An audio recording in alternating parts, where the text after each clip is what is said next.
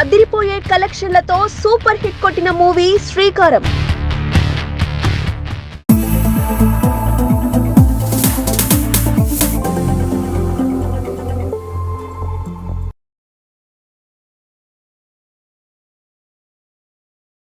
ఇప్పుడు జానపదం అనేటువంటి పాట అనేది గ్రామీణ ప్రాంతంలో ఎప్పుడూ పుట్టినటువంటి ఎవరు దాన్ని రాశారనే విషయం ఎవరికి తెలియదు. వాస్తవంగా మట్టిలో పనిచేసేటువంటి మట్టి మనుషులు తమ స్వతహాగా వస్తువుల మీద కావచ్చు, విషయాల మీద కావచ్చు, స్వయంగా అల్లికతోటి ఆ పదాల అల్లికతోటి పాడుకున్నటువంటి పాటలు. దానికి ఎవరు రాసిరనే విషయం ఇతమిద్దంగా సమాచారం అయితే ఉండదు.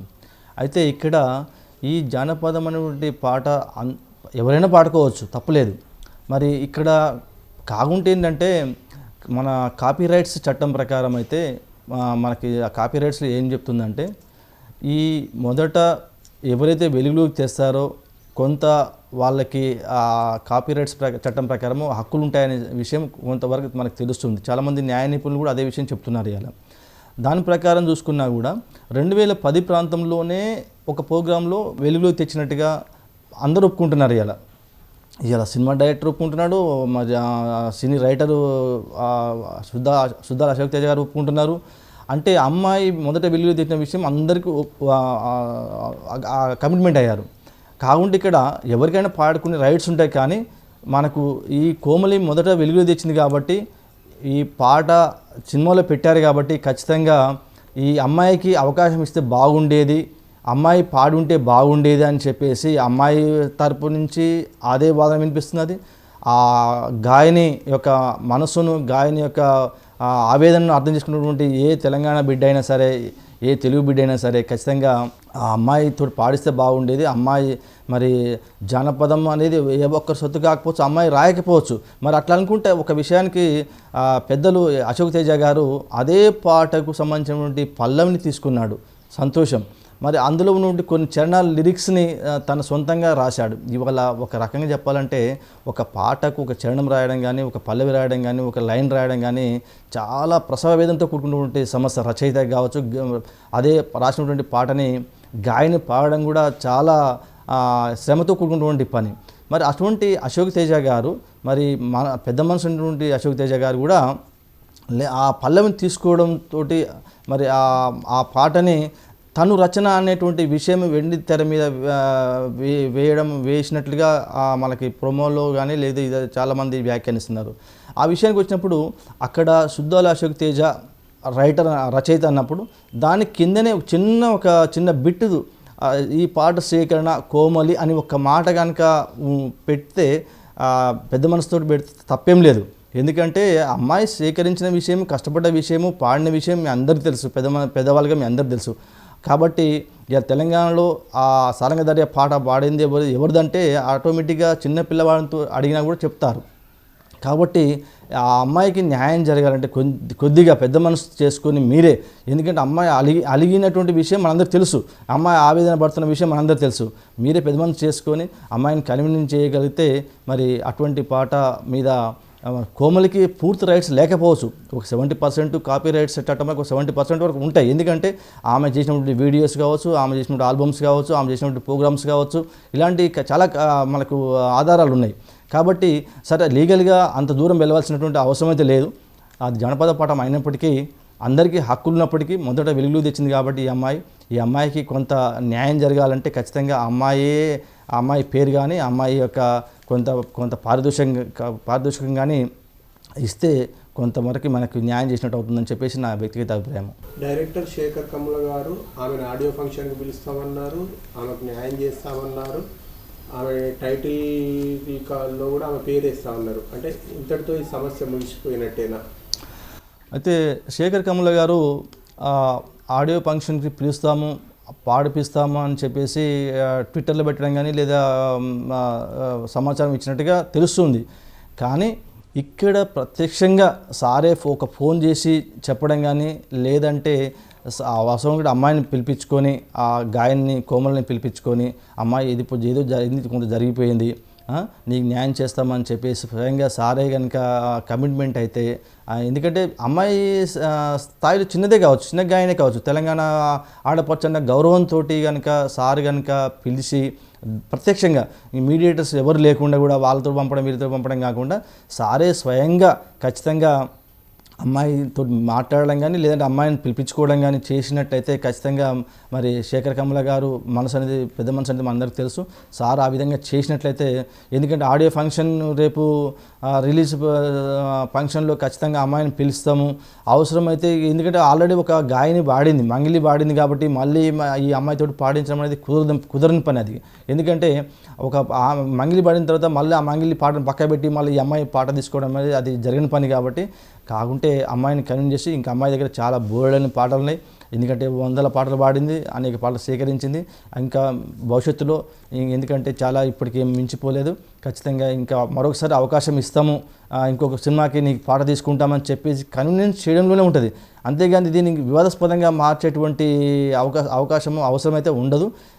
శేఖర్ కమల సారు ఎందుకంటే ఫిదా సినిమాలో మంచి తెలంగాణ పదజాలాన్ని, తెలంగాణ భావజాలాన్ని వాడినటువంటి పెద్ద మనిషి. మరి అటువంటి వ్యక్తి ఇలా తెలంగాణ పాట, ఎందుకంటే ఒప్పుకోకపోయినా సారంగ దర్యా పాట అనేది ఖచ్చితంగా తెలంగాణ ప్రాంతానికి సంబంధించిందే, తెలంగాణ ప్రజల్లో నోళ్ళల్లో అది బాగా ఆరితేరినటువంటి పాట. అటువంటి పాటని ఖచ్చితంగా సారే పెద్ద మనసుతోటి అమ్మాయిని పిలిపించి లేదా సారే స్వయంగా వెళ్ళి ఖచ్చితంగా అమ్మాయితో కన్విన్స్ చేస్తే ఖచ్చితంగా తెరకు వివాదాలకి తెరదించిన వాళ్ళు అవుతారు. ఏదేమైనప్పటికీ మొత్తం మీద ఇవాళ చాలామంది మీడియేటర్స్ కూడా అటు ఇటు వివరిస్తుంటారు, ఇటు పెద్దవాళ్ళతో ఒకరికని చెప్తారు, అమ్మాయితో ఒకరికని చెప్తారు. కానీ ఏదేమైనప్పటికీ అమ్మాయి అయితే పాటని వెలుగులో తెచ్చిన విషయం మీ అందరూ తెలుసు, తెలంగాణలో ఉన్నటువంటి చిన్నపిల్లలతో సహా పెద్దవాళ్ళు అందరూ తెలుసు. కాబట్టి అది సమస్య పరిష్కరించేటువంటి ధైర్యం కానీ దమ్ము కానీ ఇలా శేఖర్ కమల సార్ దగ్గరనే ఉన్నది.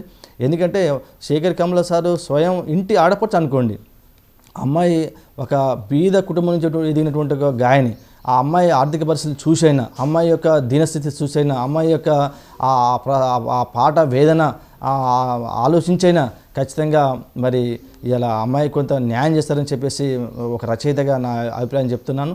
ఖచ్చితంగా ఏదేమైనప్పటికీ ఇలాంటి జానపద పాటలు తీసుకునే ముందల ఖచ్చితంగా ముందే ఇంకా దాని మూలాలు ఏంటి, ఎక్కడి నుంచి సేకరించారు, ఎవరు సేకరించారు అనే విషయం గురించి ముందే దాన్ని కనుక వివరాల్లోకి వెళ్తే ఈ వివాదాస్పదం అనేది జరిగేది కాదు.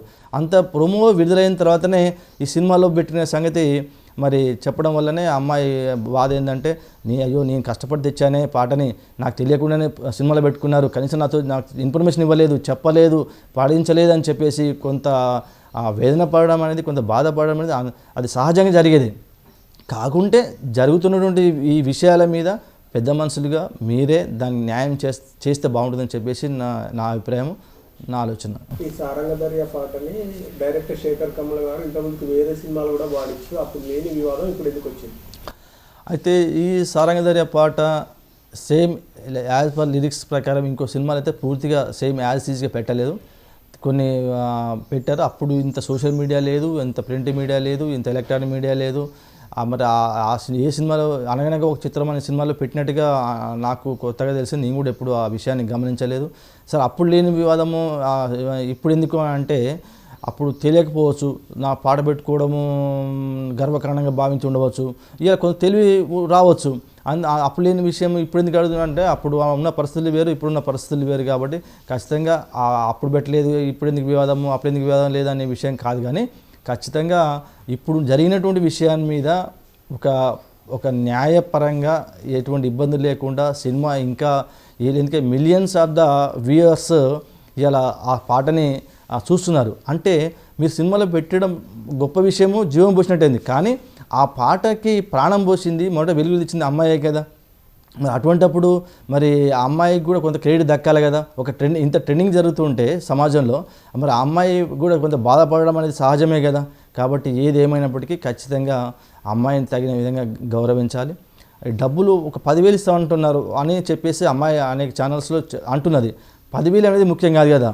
ఇప్పుడు అమ్మాయి బాధ ఏంటంటే, అయ్యో నేను మొట్టమొదటి మా అమ్మమ్మ దగ్గర సేకరించి పాడానే, అమ్మాయి సేకరించి పాడిన తర్వాత ఆ అమ్మాయి పాడినటువంటి పాటని ఎంతోమంది ఇంకా మిగతా మహిళలు కూడా తీసుకొని, శిరీష కావచ్చు, రీషా కావచ్చు, ఇంకా ఇతర వ్యక్తులు కూడా తీసుకొని అనేక చోట్ల అనేక ప్రోగ్రామ్స్లో పాడారు.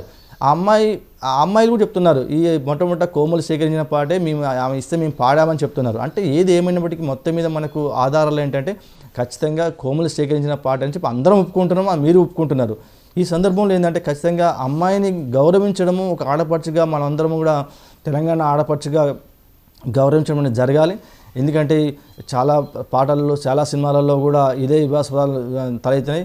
ఎప్పుడైనా పెద్దవాడిదే పై చేయి ఉంటుండొచ్చు, కానీ ఇక్కడ ఇప్పటికీ తెలంగాణ రచయితలు కానీ కవులు కానీ తెలంగాణ కళాకారులు కానీ ఇంకా నమ్మకం అయితే ఉన్నది. ఖచ్చితంగా అమ్మాయికి న్యాయం చేస్తారనేటువంటి ఒక ఆలోచన అయితే ఉందని చెప్పేసి అనుకుంటున్నాము. ఖచ్చితంగా అది న్యాయం జరగాలి. ఎందుకంటే మరి అటువంటి వివాదాస్పదమయ్యి కోర్టుల చుట్టూ తిరిగి అటు ఆ అమ్మాయికి ఇబ్బందే, ఇటు మీకు ఇబ్బందే. కాబట్టి ఎలాంటి వివాదాలు లేకుండా మరి ఆ పెద్ద మనసుతోటి మీరే ముఖ్యంగా శేఖర్ కమ్ముల గారు కావచ్చు, అశోక్ తేజ గారు కావచ్చు, పట్టింపులకు పోకుండా అమ్మాయి కూడా పట్టింపులకు పోదు.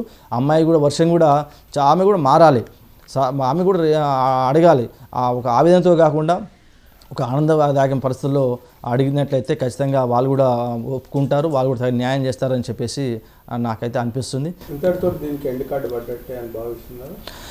ఎండ్ కార్డు పడ్డట్టే అంటే జనరల్గా ఒక సమస్య ఇలా ఇంత ఉధృత స్థాయిలో పెరిగినప్పుడు దానికి ఒక ఈగో అడ్డం వస్తుంది.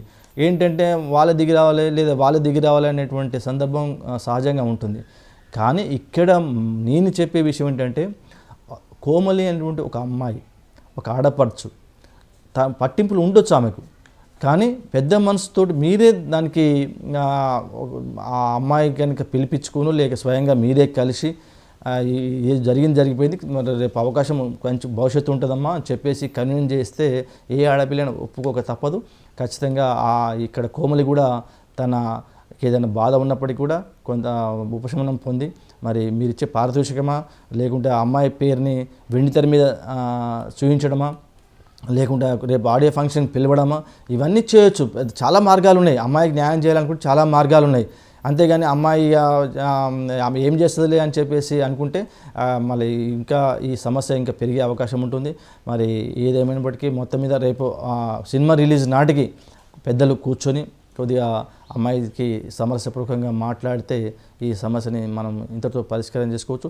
ఏదైనా తెలంగాణ ఇలా ఒక ఐకాన్ లాగేటువంటి ఈ పాట తెలంగాణ గౌరవాన్ని తెలంగాణ అయితే ఇక్కడ ఒక చిన్న విషయం చెప్పాలి.